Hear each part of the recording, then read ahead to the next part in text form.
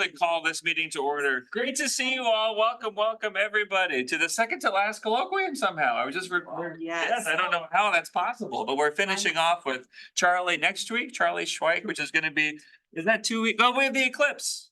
Not next week, it's 2 weeks. Not 2 next weeks. week, 2 weeks. Thank you for Yes. clarifying, Bernie. 2 Very weeks good, from Bernie. now. Great, Yes, okay. Correct. So that's gonna be great, but this is our next to last and I couldn't be more excited about it. And I hope everybody also got to see this is also coming up in a big way, so we can flag that for folks again. But James, please. Well, yeah, I love the interdisciplinary, cross disciplines, eclectic group of people we have here today. So welcome and thank you. And I do want to plug the Ostrom Memorial Lecture in Wittenberger Auditorium. It's in the auditorium. So that's coming up on the 11th, there after the eclipse. But today we have a very special speaker, Dr. Ivette Perfecto. Thank you so much for joining us and coming down from Ann Arbor. Dr. Perfecto, Professor Perfecto is the Bunyan Bryant College Collegiate Professor of Environmental Justice in the School for the Environment and Sustainability. And I hope you all got a chance to look at the great paper and the workshopping. It's a perfect paper to workshop here, and so much reminds me of days a decade ago from some of the topics that are being discussed. I'm excited, and it really hits a lot of our program areas. Crosses many of them. Dr. Perfecto studies the relationship between biodiversity and agriculture in a globalized economy. Her work examines the arthropod-mediated ecosystem services in rural and urban agriculture. She also explores the spatial ecology of coffee production from an ecological lens and is interested more broadly in the links between small-scale sustainable ag, biodiversity, and food sovereignty. Perfecto is a member of the National Academy of Science, the American Academy of Arts and Sciences, and the Science for the People. And in this paper, she'll be presenting, and her and her colleagues' papers, a framework for examining the food question, ecological syndromes of production, and alternative rural economies. And I'm eager to hear the presentation of the paper and the conversation that happens afterwards. Great, thanks a lot, James, and it's a pleasure for me and an honor to be here.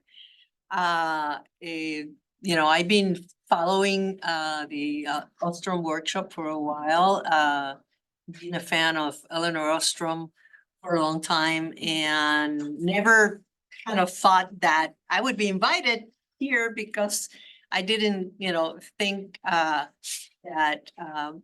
me being an ecologist mainly that work with insects, primarily ants, that would have a lot to say about this. But then thinking about it, I think that the work that me and John, this is John Vandermeer here, my partner and author in this paper, that intersect actually a lot.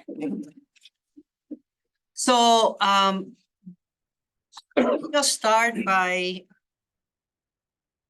Look like I can advance my. Maybe if we click on that. Maybe here. Yeah. Okay. Yeah, You- I can help with that too, for sure. Okay. Okay, so obviously industrial agriculture is at the heart of many of the crises that we're facing today. And I had a whole bunch of slides talking about what the impact of industrial agriculture is on biodiversity and all that, but in thinking about time, I eventually eliminated all of those because I'm sure that you're all familiar with that. What I want to do today actually is put the paper that I sent, which is just, one piece of a bigger conceptual framework. I want to present to you this conceptual framework as a way of getting some feedback because this paper we wrote about 10 years ago with Martin Scheffer and Jandot van der Ploeg. It's a kind of a weird connection between rural sociology and three ecologists. And so we're in the process of updating this paper and putting it in kind of a bigger framework. So I just want to present that framework and get some feedback from you and get a discussion going. And so first, I'm going to start with biodiversity, that it provides ecosystem services farmers benefit from those ecosystem services, and that biodiversity come from within the farm and within the landscape, no? So in my opinion, the biodiversity should be considered a common property resource, no? And then how do you maintain that biodiversity? Well, agroecology and the agricultural matrix are kind of a way to do that. Agroecology has diversification at its heart, basically, and that diversification at the farm level conserve biodiversity, but it also promotes the ecosystem services that are benefiting that farming system, no? And in order to maintain that biodiversity, we need to create a high quality matrix where those agricultural systems are embedded, those farms are embedded, no? And for the conservation of biodiversity at the landscape level. And that's where the concept of territory, which is being used a lot now recently by agroecologists and by people that are working in agroecology. And I think that the construction of a high quality matrix necessitate a territorial approach, what we call the agroecological territory. And that's where the issue of transition, critical transitions come in. Transformation at the landscape level or the territory can be gradual, but they also can be sudden and unexpected, what we call critical transitions or tipping points.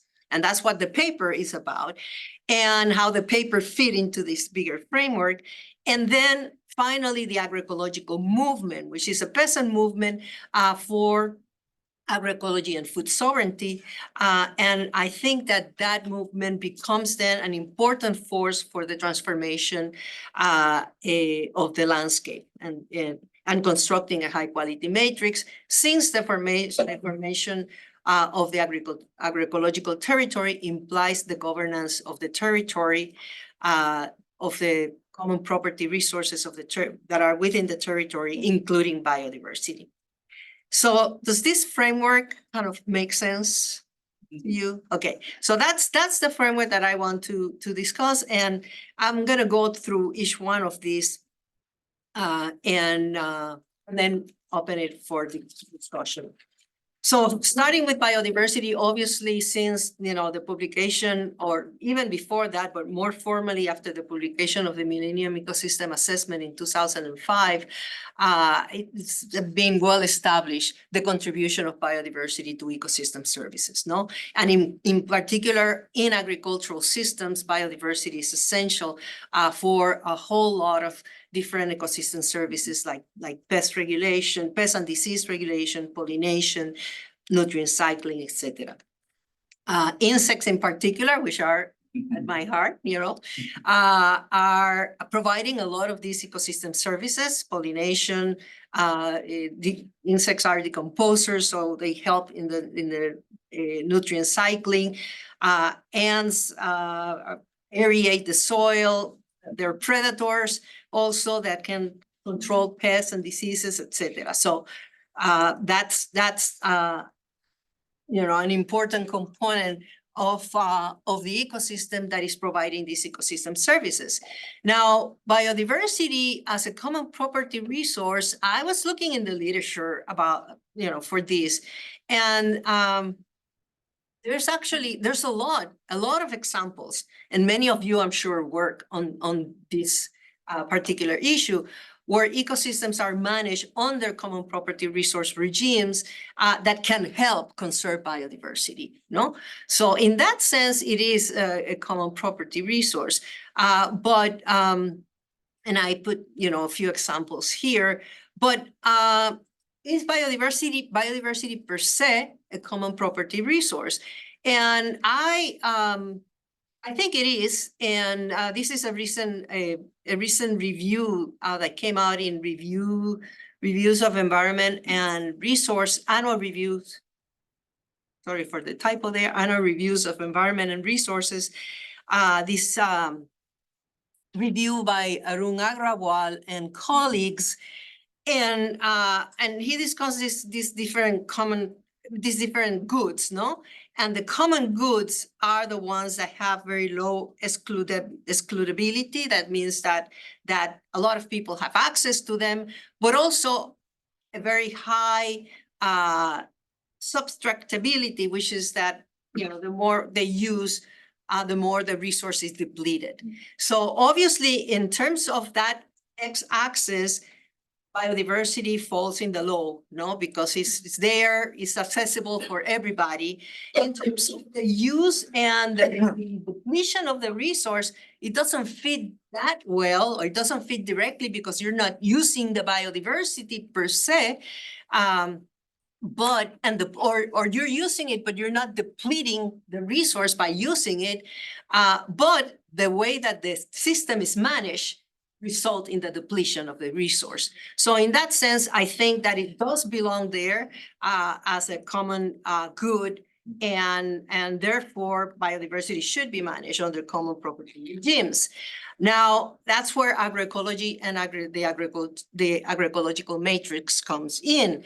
Agricultural or agroecological management implies diversification. So you can't have an agroecological system that is a monoculture.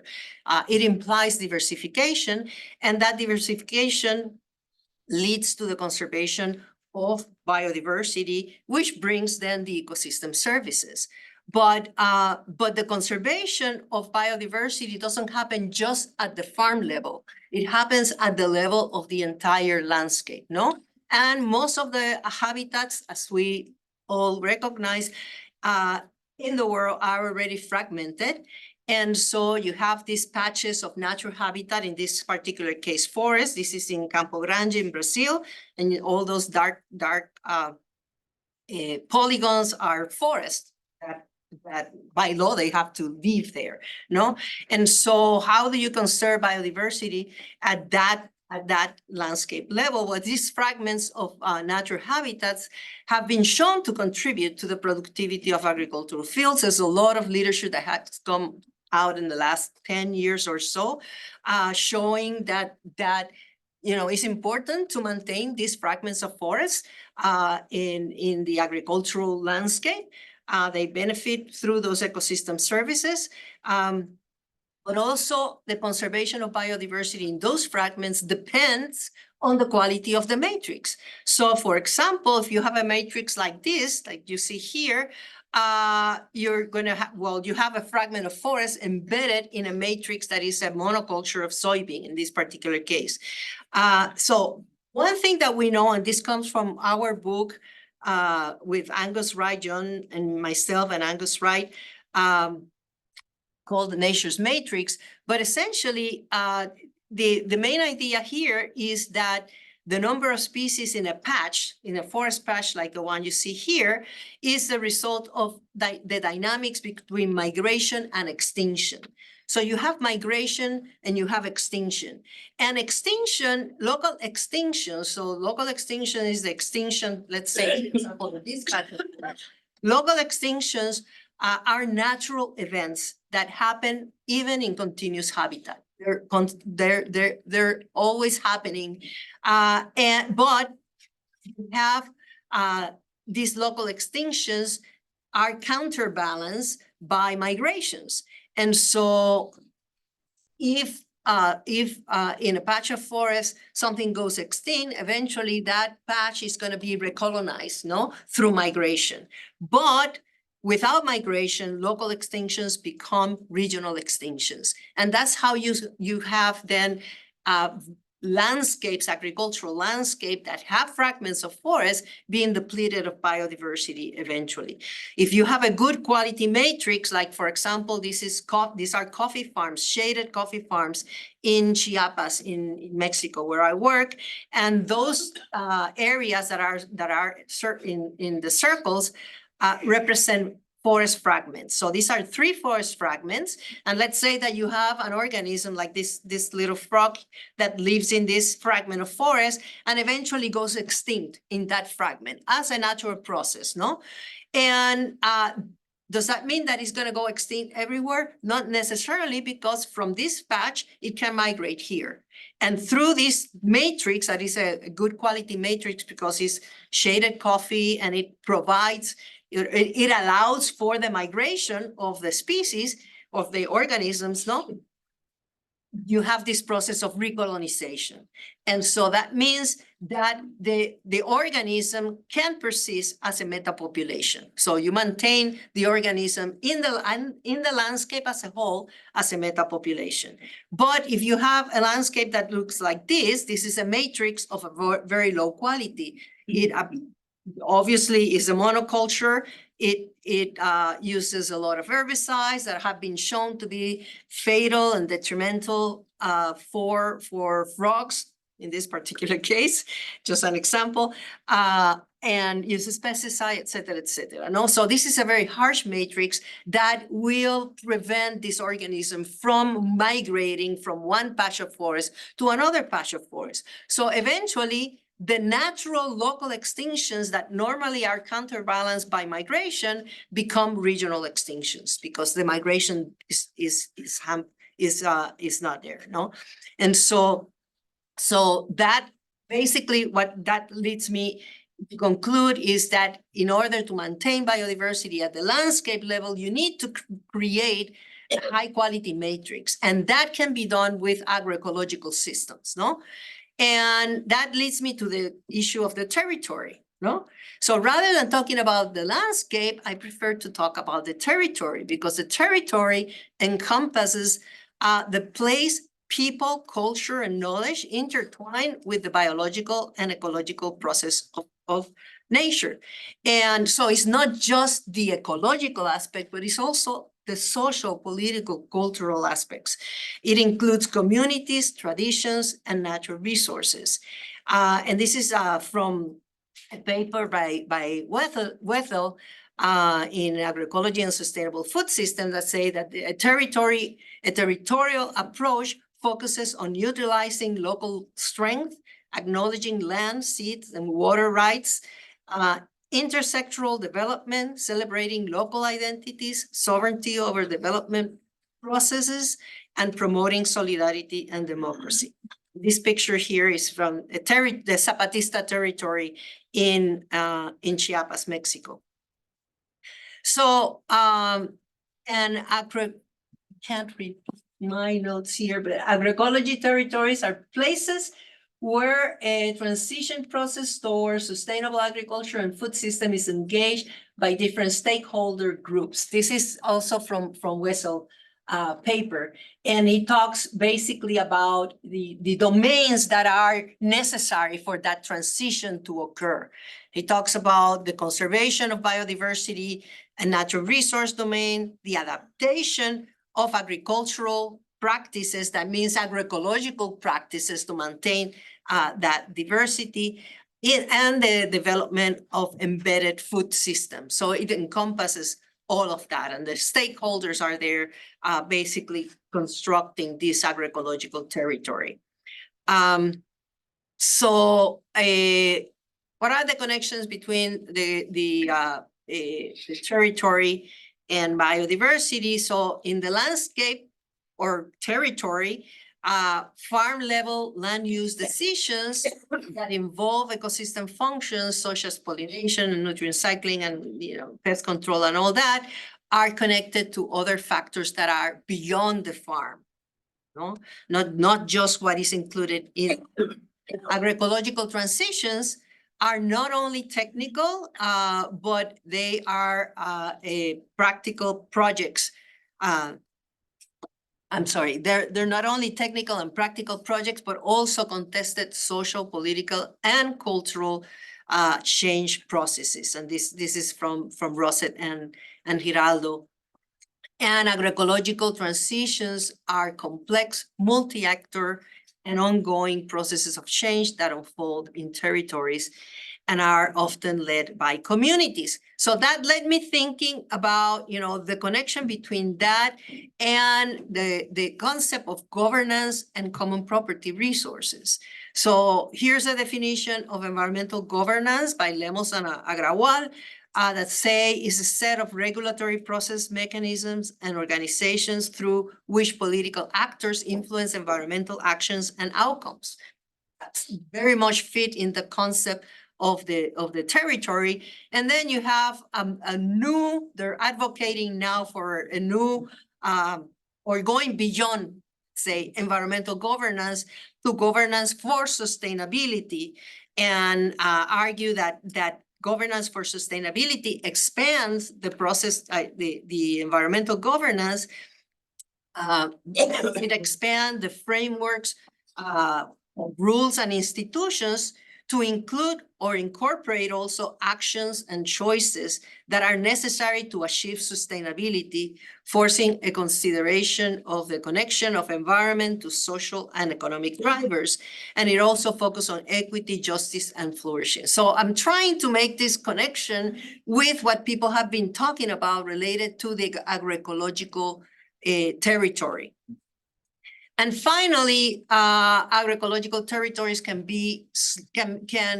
agroecological transitions can be fast or they can be slow, where the transformation process is rarely linear, but you have blockages, feedbacks, and circularity that sometimes are key to these dynamics. And that then brings me to the critical transitions and tipping points. So that's what the paper is about. And obviously, ecosystems and social systems can change suddenly, not only slowly and step by step, but it can change suddenly. And as a result of reaching a particular critical threshold level or tipping point, what people call tipping point. And these are images of, classical critical transitions in ecosystems like the lake, the eutrophication of lakes, and in the oceans as well. And then in social systems like, the Arab Spring frequently is talked about as having a critical tipping point, and Black Lives Matter as well. So trying to understand the concept of critical transition is basically, we can start by something that is not a critical transition, no? This is in a natural system. So you have rainfall in the one axis and tree cover in the other axis. And with a little change in annual rainfall, you have a little change in tree cover, no? And so this is kind of a linear approximation, let's say a linear a relationship here between rainfall and tree cover. That you can have something like this as well, where you have a small change in rainfall leads to a higher change in tree cover, no? Like here, or it can be a very sudden jump. That would be a critical transition when you have, I didn't put the graph there, but when you have, out of rainfall, and then you can jump to the next level of tree cover. Or you can have something that is completely, non-linear like this, where you have annual rainfall and tree cover. And here you have two stable states, no? You have a low tree cover stable state, and you have a high tree cover stable state. And in between, you have this unstable state.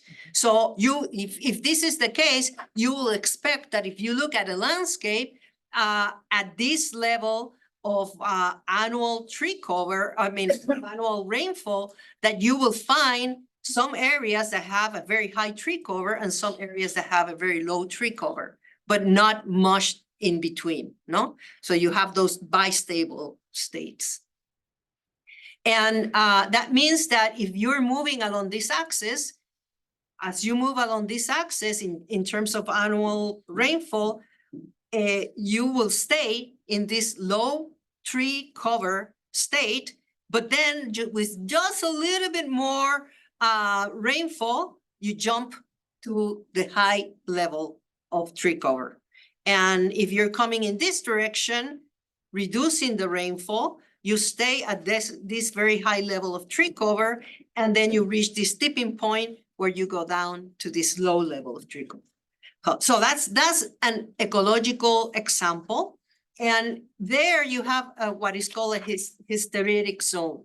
And in a hysteretic zone, what you have is the possibility of having two stable states. No, you have two stable states under the same amount of rainfall. No, so if you have this amount of rainfall here, you can find tree cover at this level, and you can find tree cover at this level. So those are two stable states. There's no reason for having just one or two stable states. You can have more than two, like this is an example. Again, continuing talking about precipitation and tree cover. This is actual data from a paper that I forgot to. This is Hirota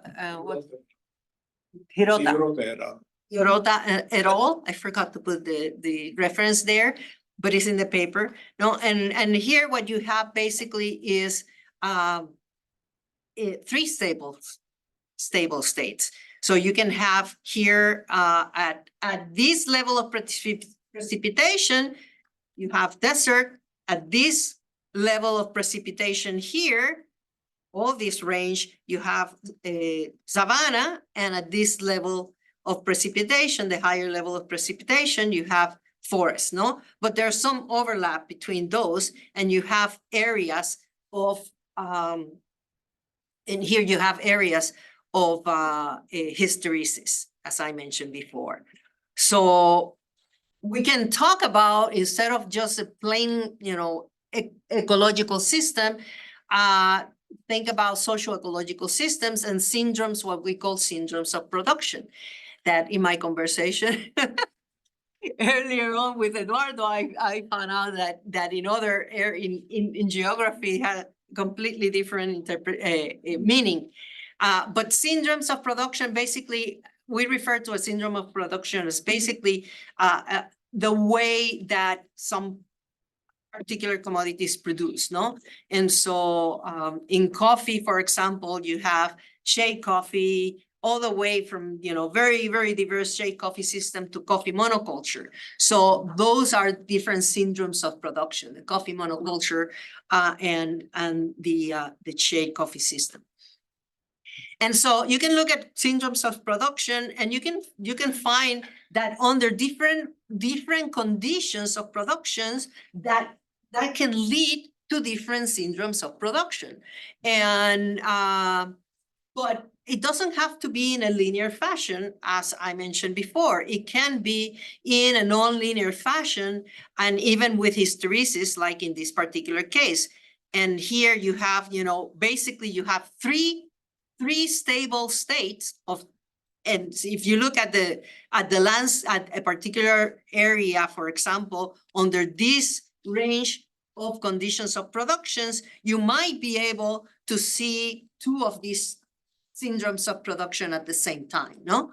And so here you have critical transitions going from here to here, and then from here to here, and in the other direction, you have also two critical transitions. So this is kind of a stepwise process, no? That leads to these changes in the syndromes of production. And so you have two hysteric zones.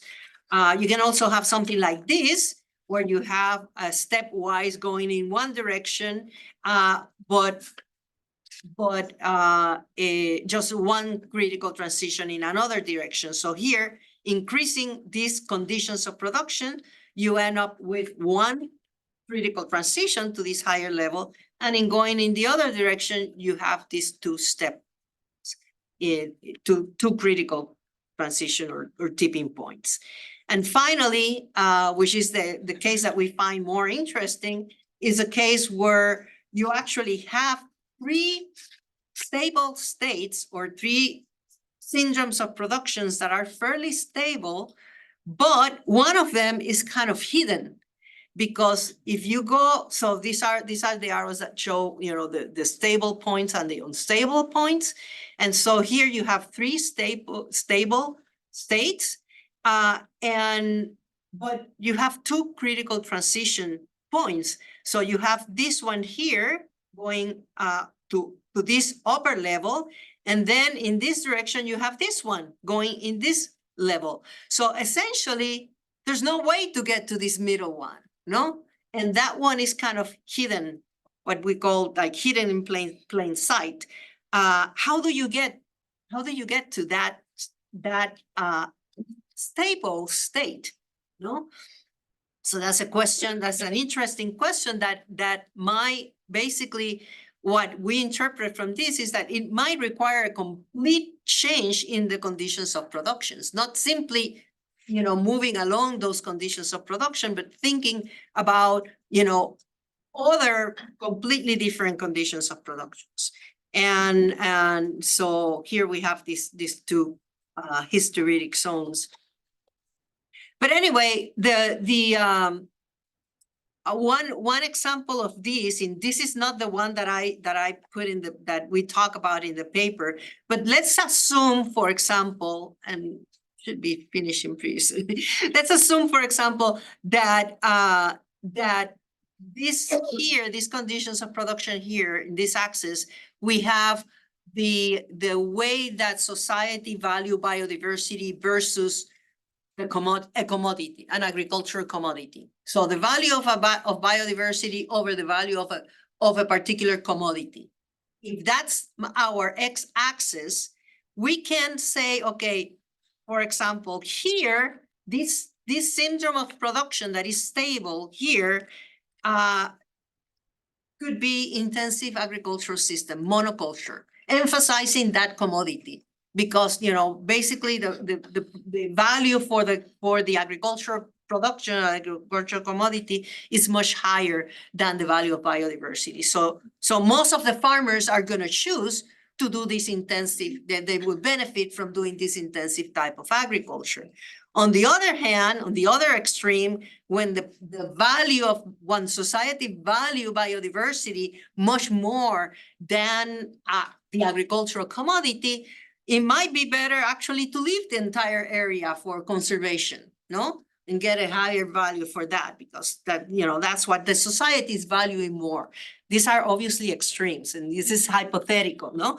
But this would be the other extreme. So you jump actually at increasing the value. When you increase the value of biodiversity by just a little bit more, you basically jump to this other stable state, which means abandoning all of agriculture, leaving it for conservation. If you're moving in this direction, that means that the value of agricultural commodities become higher. So you're moving in this direction. Well, you might, the optimum, let's say, would still be these forests or reserve or, areas for conservation until you reach a critical tipping point that will mean that, all of a sudden now everybody starts changing to the intensive agricultural system. When in between, there might be like an agroecological system or agroecological territory that we were talking about before, that actually might be the ideal and the best system for these conditions of production right here. But that's kind of hidden from us, no? We don't see how to get there, how to get to that particular. In the paper, we talk about the x-axis considering like the Cheyenovian kind of just the Cheyenovian balances, and moving along, a system, moving along from purely Cheyenovian to purely capitalist system, and what, kind of system, syndromes of production might be under those different circumstances. But we can talk about that later on. And so finally, I'm going to finish then with the agroecological movement. So the agroecological movement essentially represent millions of farmers that have embraced agroecology in a very organized fashion. La Via Campesina is the best example of this. It's a global organization that it's an umbrella organization of farmers organizations. And through their organizing, basically they have mobilized millions of farmers throughout the world. And they're establishing a lot of agroecological schools. They use the campesino a campesino movement to basically communicate among themselves the different farming practices, the agroecological practices, etc. This agroecological movement is very political. It's not just about agroecology or it's not just about producing in a sustainable way, but it emerged as a way of resisting neoliberal globalization and industrial agriculture. It is based on emancipatory politics, and it is strongly linked with the concept of food sovereignty. And so here we see pictures of, for example, MST in Brazil. And this is the action organized by La Via Campesina of the International Peasant Day.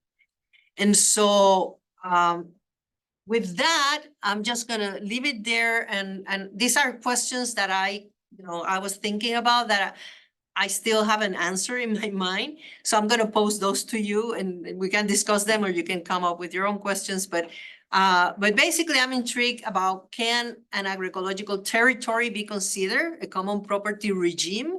Is that the same thing or completely different thing? Will a common emancipatory vision, because I think all of these farmers really have a common emancipatory vision. That's what's driven them to be part of this movement. So through a common emancipatory vision, or will a common emancipatory vision facilitate governance within the territory and accelerate the agroecological transformation of the landscape? And then what could be potential tipping points for the transformation of agriculture and the global food system? So those are interesting questions to me that are related to this, but I will just leave it there. Thank you. I'm sorry that I went. We talked about how it's hard to put everything in there, didn't we? Yeah. Well, I know we classically will start off with a student question. Pardon me, I need to get a piece of paper to write down the order. And Scott, if you could help facilitate the online part, I'd appreciate it. Happy to. But does any student want to start us off? Come on. Come on. I can ask. Raise your hand. So this is not a question that's on your list, but so how do you account for spatial heterogeneity of the conditions of production? So like if there's local heterogeneity in the conditions of production, then you would expect that like your symptoms of production are in multiple different states, right? Yeah, so at a particular landscape, frequently you see different syndromes of production. So that's the heterogeneity in the landscape. So you might have, for example, in Chiapas, we have in the highlands, there's a lot of coffee that's produced. Some farmers choose to produce coffee in this very diverse and sometimes even organic, system. And other farmers choose to eliminate most of the trees and do monocultures and use pesticides and all that. So what is accounting for that? And I guess that's your question, no? Yeah, and it's like, is that okay to have in your like agricultural matrix? Yeah, well, I see. In my when I talk about the agroecological matrix, a good quality agroecological matrix. Well, I think that ideally, obviously, the more the systems that are being that are part of that agroecological matrix, the more they are agroecological and diverse, the more they resemble, let's say, the natural system, the better it would be for conserving biodiversity. That doesn't mean that every agricultural system in that matrix has to be like that, but depending, there might be, a point at which you have too many of these monocultural systems. And that will then have an effect on the biodiversity. So, it's not that you need to have an entire conversion of the entire agroecological matrix or agricultural, let's call it agricultural matrix, that the entire thing has to be in a particular system. We'll jump to Eduardo and then to Dan online. Yeah. And then Wes. Thank you, John, for sharing the papers. Very provocative. Speak up a bit, Eduardo. When I was reading it, trying to interpret the figures drove me nuts. Because, they are printed in an inverted way. Yeah. Figures. So when you put the first one, I I'm said, sorry. okay. I'm sorry. Yeah, I changed it here. But one of them is not. It's on figure 2, the one from that article is actually right. So it's even a little more confusing. They all need to be rotated except the black and white one. That was a mistake that I should have looked at the paper again and make sure that was corrected before sending it out.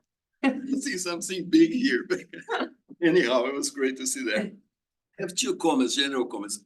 One, I think, is on the use of terminology. And one terminology that I think is, an issue here, which is you use common property regime, where I would say I would use, at least what many people here would use, common pool resource. Different from the problem. So it's about the good. And in that sense, biodiversity is a common pool resource. Whether it's under common pool regime or not, is a different kind of question. And whether that's better or not for managing is also, I guess, a different question. So that, I think, leads to the concept of territory and how it's operationalized there. So with the pros and cons of the territorial concept. So a landscape, you may consider a territory as one landscape for analytical purpose, right? You delimit whatever you would be whatever the territory. A landscape, on the other hand, may have multiple kinds of territories. And each territory may have multiple kinds of property systems. And so the issue is about how do you govern across property systems in the sense of the larger biodiversity benefits of it. In the concept of territory, we have pros and cons in accounting for variation in property system within the same biodiversity, if that makes sense. Yeah, no, that's great. That's the kind of feedback that I actually, So need property. to hear, because this is not my area of. Property becomes as a key element on this equation between a farm system and a landscape. What is connected and what is not connected as far as habitat, ecosystems, and so forth. So that's the first comment. The second comment is, what goes into the conditions of production in your figure? That's what I was, interesting. And I think the way you're applying here is that you can use different variables there to look. Now, the issue is that many of the variables that influence farm systems, they work in tandem. They work interacting with each other. So that, there's that. So I was still wondering, what goes into farm systems? The Shayanovian, I thought is a really interesting addition to that, right? Now, on the other hand, it's very much, in my understanding, it will be very much household level factors, right? Affecting capacity for production as far as labor. And not the context or the community level factors, you know what I mean? So it is a good condition of production at the household level, I would say, more than at an aggregated level. Now, it reminds me that, you mentioned MST, sorry for extending too much, but you mentioned MST, the landless movement in Brazil. And this past week, the founder of MST wrote an op-ed piece in the newspapers calling for mechanizing all smallholder farmers. Which I think is makes technology and access to technology perhaps more relevant than labor. In the household, as Shayanov would, if that makes sense. So I just want to throw out this sort of. Yeah, no, that's really interesting. Well, with respect to Chayanov and, the household level, I agree with you. However, I think that, what Van der Ploeg tried to do is apply that, see how that then connect to farmer organizations even, So he has examples, from like, for example, I think it's Peru, where you have, the organizations of farmers, all individually kind of acting under this more Chayanovian type decision-making process. But part of that is connecting with, in their effort to become more autonomous and independent from the market forces and all that, they have to rely on each other more. So that kind of, there is a component there that leads to more networking among the farmers and forming organizations, no? And so I think that in the framework of the more modern, I don't know, that's not a good word to use, but more contemporary, let's say, the more contemporary systems, that the Chayanovian balances have implications for beyond, let's say, beyond the household level. And I think that that's how we were interpreting this and how Van der Ploeg also interpreted it. The issue with the MSD and mechanization, I think that the MSD move actually from wanting or trying to get more technology, and including pesticides and fertilizers and all of that, and becoming like, basically industrial farmers, more like industrial farming at industrial agriculture, and more agroecological, like maybe in the 2000s, around 2010, something around that area. But before that, they wanted to get all those pesticides and fertilizers and all that. And it was as a consequence, let's say, of their own experiences and neoliberal policies that were making conditions harder and harder, that upon reflecting, they move more toward an agroecological agriculture. That doesn't mean that that's completely, and machinery could liberate a lot of, the time for the farmers and all that. So it can have certain benefits as well. And so I can see the MSD, one thing. It's mechanization for agriculture. Yeah. Not separating those two things. Okay, so, yeah, so the labor issue is an important issue, yeah. We're gonna jump to Dan Knutsen's question online. I don't know if he wants to read it or if you can read it. Yeah, Dan, do you have any preference? You can go ahead and read it. Oh, sure, you got it. So Dan was asking, could you not model all these transitions using catastrophe or a strange attractor theory? Well, this is catastrophe. This is part of catastrophe theory, that's what we're doing here. Strange attractor, well, it depends of what he means by that, but some outcomes of the model per se leads to well, actually, I'm not sure. I need to think about that. I was going to say that it leads to strange attractor and chaos, but I don't think so. John, You're more familiar with the model per se. Not the version that you presented, but since Some we're other- talking about a system which is multidimensional and nonlinear, it's almost certain that there's going to be chaotic elements in it. I can't imagine that there wouldn't. Yeah. Thank you. Wes?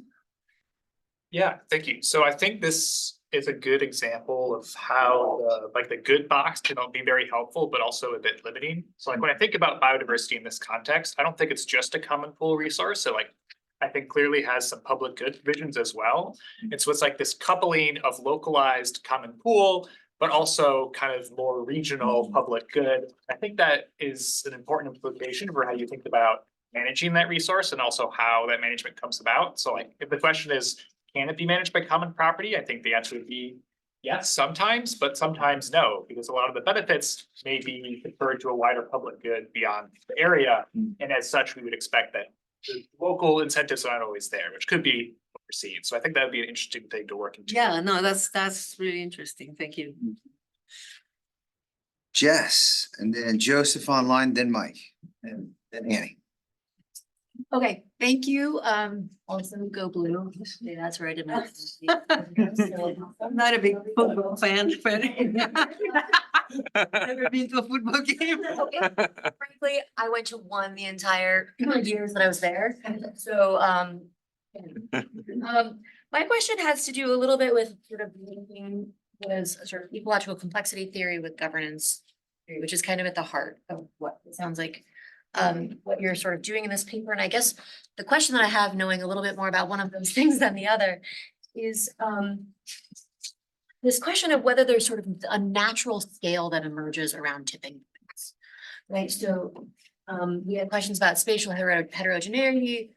We had questions about local versus sort of regional kinds of goods provision.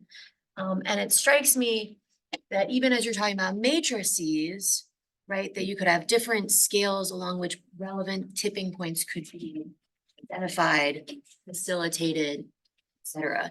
And one of the challenges I'm sort of grappling with is thinking about, you know, we know that the effects of common property regimes are effective at tend to be effective at smaller scales. With, for better or worse, generally levels of homogeneity around incentives and maybe even syndromes of production.